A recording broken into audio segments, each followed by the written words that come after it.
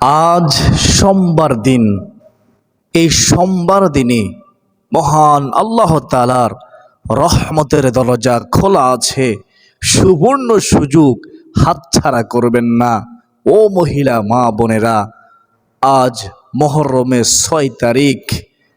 মুহররম মাস দামি মাস, আর এই মুহররম মাসের ৬ তারিখ এই সোমবার দিনে ২ রাকাত নফল নামাজ পড়ে আমি যে নিয়ম বলবো সেই নিয়মে আপনারা ৫টি দোয়া পড়ুন। ইনশাআল্লাহ আপনার স্বামী যদি ইনকাম করে, আপনার সন্তান যদি ইনকাম করে, মহান রব আল্লাহ আপনার স্বামীর ইনকামের মধ্যে বরকত দিবেন, আপনার সন্তানের ইনকামের মধ্যে আল্লাহ বরকত দিবেন। আপনার সংসারের চতুর্দিক থেকে নিয়ামত রিজিক আসতেই থাকবে। যদি ও মহিলা মা বোনেরা আপনার মহাব্বত রেখে আজ সোমবার দিনে ৬ মুহররম ২ রাকাত নফল নামাজ পড়ে এই ৫টি দোয়া পড়তে পারেন, আপনার জীবনের সমস্ত গুনাহ আল্লাহ ক্ষমা করে দেবে। চোখের গুনাহ, জবানের গুনাহ, হাতের গুনাহ, পায়ের গুনাহ, সর্ব অঙ্গ প্রত্যঙ্গের সমস্ত গুনাহ মাফ হয়ে যাবে। আপনি নিষ্পাপ হয়ে যাবেন। আপনার অভাব দূর হবে, কষ্ট দূর হবে, বিপদ দূর হবে। সর্বোপরি কথা হলো আপনার সকল সমস্যার সমাধান করবেন যিনি, তিনি কে? আল্লাহ। তো চলুন এক এক করে আমরা আমলের নিয়ম জেনে নেই। এই সোমবার দিন অত্যন্ত দামি দিন। সোমবার দিনের গুরুত্ব স্বয়ং নবীজি সাল্লাল্লাহু আলাইহি ওয়াসাল্লাম দিতেন।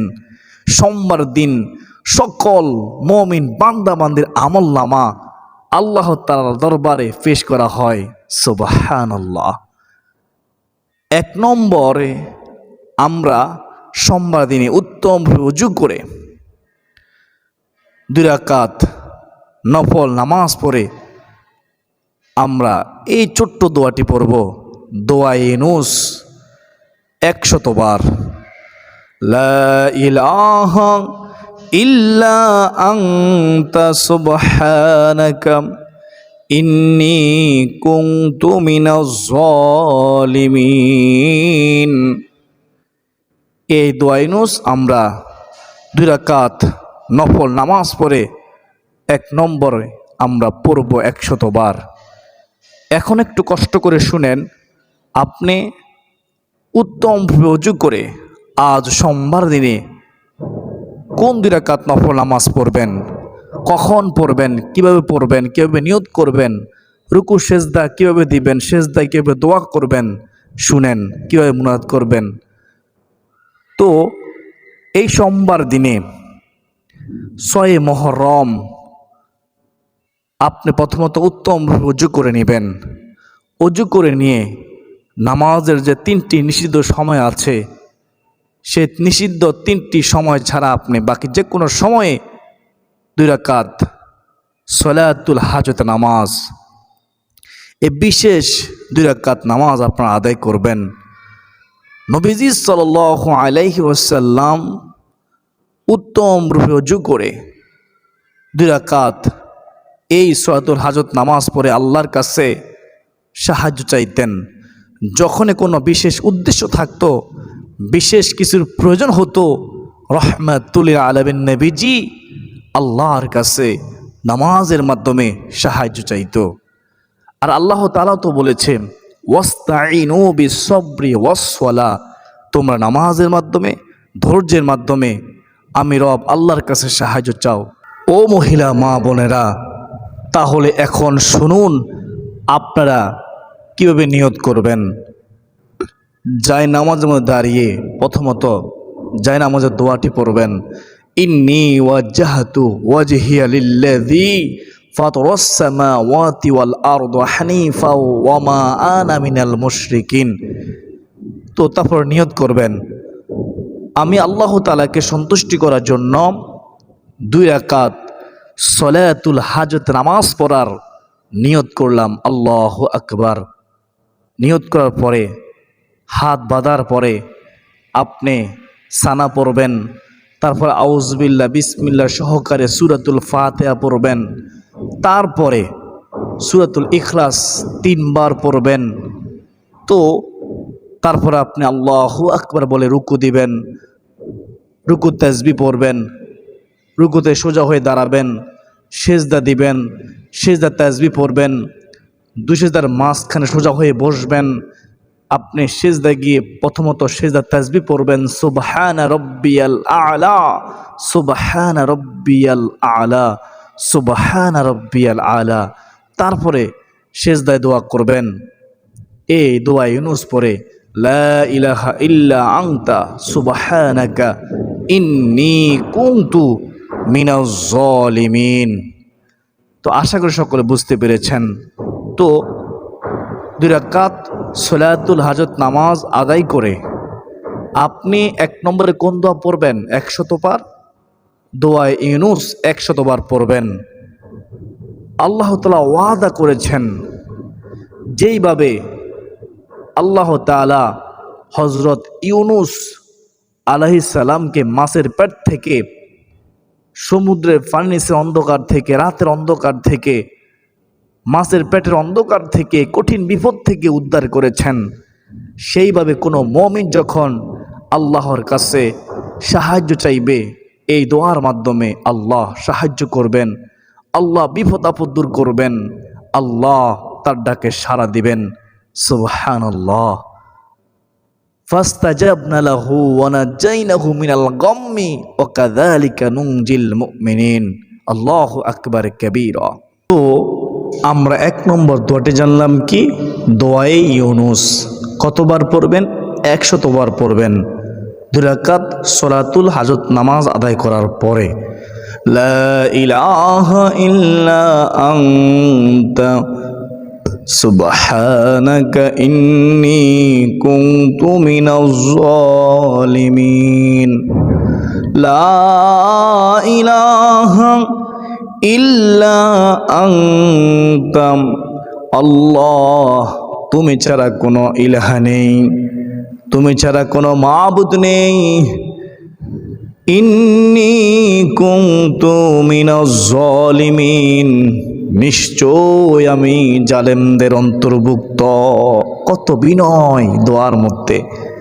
লা ইলাহা ইল্লা আনতা সুবহানাকা ইন্নী কুনতু মিনাজ জালিমিন। আল্লাহুম্মা আমিন। তো তারপরে 2 নম্বর যে দোয়াটি পড়বেন, ও মহিলা মা বোনেরা শুনেন, সেটি হচ্ছে পাহাড় সমপরিমাণ ঋণ থাকলেও ঋণ পরিশোধ করার জিম্মাদার স্বয়ং আল্লাহ হবেন। আপনার স্বামীর ইনকামের মধ্যে আল্লাহ বরকত দিবে, আপনার সন্তান ইনকাম করলে আপনার সন্তান ইনকামের মধ্যে আল্লাহ বরকত দিয়ে, রিজিকের মধ্যে বরকত দিয়ে আপনার অভাব আল্লাহ দূর করে দিবেন। সুবহানাল্লাহ। কাজ যত ছোটই হোক না কেন, সে কাজের মধ্যে বরকত দিয়ে আপনাদের সংসারটা ভরপুর হয়ে যাবে রিজিকে ইনশাআল্লাহ। সেই দোয়াটি হচ্ছে আল্লাহুম্মা কফিনি বিহালালিকা আন হারামিকা ওয়া আগনিনি বিফাদলিকা আম্মান সিওয়াক। অর্থ হলো আল্লাহুম্মা কফিনি বিহালালিকা আন হারামিকা, হে আল্লাহ হারামের পরিবর্তে তোমার হালাল রিজিক আমাদের জন্য যথেষ্ট করো, আমার জন্য যথেষ্ট করে দাও। ওয়া আগনিনি বিফাদলিকা আম্মান সিওয়াক, হে আল্লাহ তুমি ছাড়া কারো মুখাপেক্ষী আমাকে করো না, তোমার স্বীয় অনুগ্রহ দ্বারা আমাকে সচ্ছলতা দান করো। সুবহানাল্লাহ। আল্লাহুম্মা আমিন। কত সুন্দর দোয়ার অর্থ। আমার বিশ্বাস যে মহিলা মা বোনেরা এই দোয়ার অর্থ শুনেছেন, তারা বুঝতে পেরেছেন এই দোয়াটি কতটা গুরুত্বপূর্ণ, শক্তিশালী, দামি একটি দোয়া। তিরমিজি শরীফের মধ্যে এই দোয়াটি রয়েছে হাদিসের মধ্যে, আল্লাহুম্মা কফিনি বিহালালিকা আন হারামিকা ওয়া আগনিনি বিফাদলিকা আম্মান সিওয়াক। এক জৈনক ব্যক্তিকে, ঋণগ্রস্ত ব্যক্তিকে এই দোয়াটি শিখিয়ে দিয়েছেন আর বলে দিয়েছেন, আমার নবীজি সাল্লাল্লাহু আলাইহি ওয়াসাল্লাম বলেছেন, এই দোয়ার আমল করলে পর্বত সমান ঋণ থাকলেও মহান আল্লাহ ঋণ পরিশোধ করার জিম্মাদার গ্রহণ করবেন। সুবহানাল্লাহ।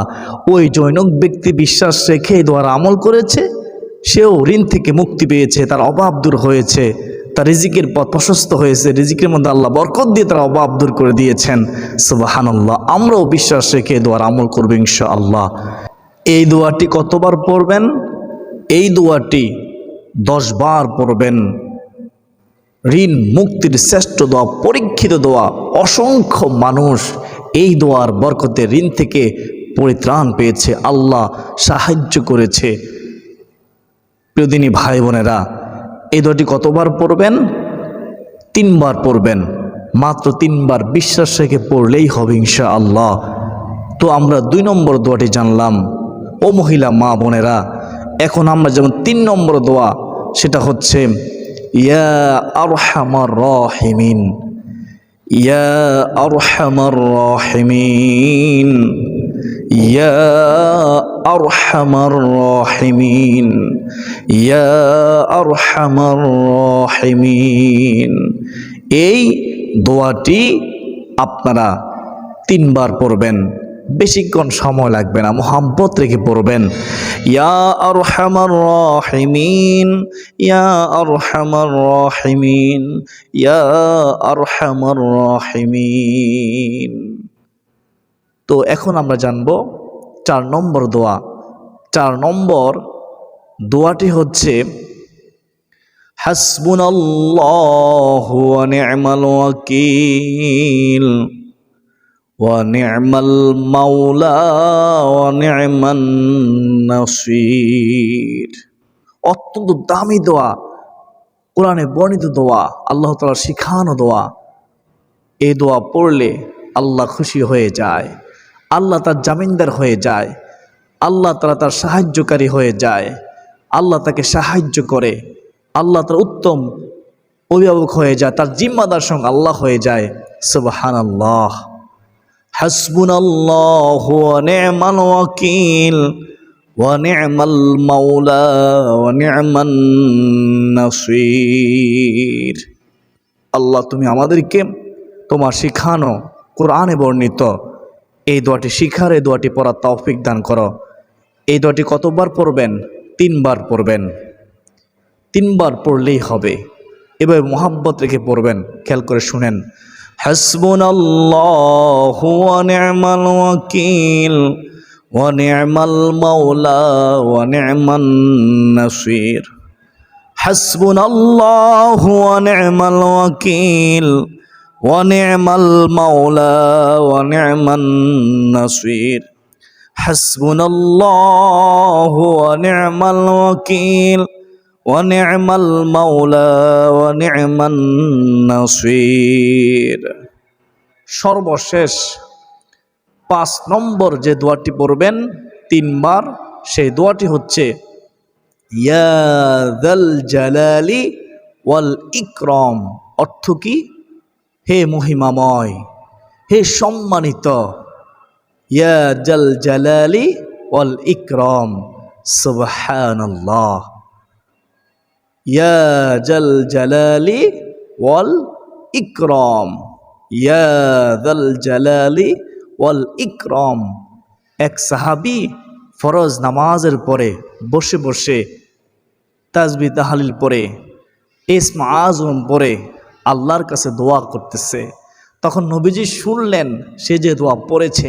তখন নবীজি সাথে সাথে ওই সাহাবীকে বললেন, তুমি এখন মন প্রাণ উজাড় করে আল্লাহর কাছে চাও, ইসমে আযম পড়েছ, যা চাইবে আল্লাহ তোমাকে তাই দান করবে। সুবহানাল্লাহ, সুবহানাল্লাহ।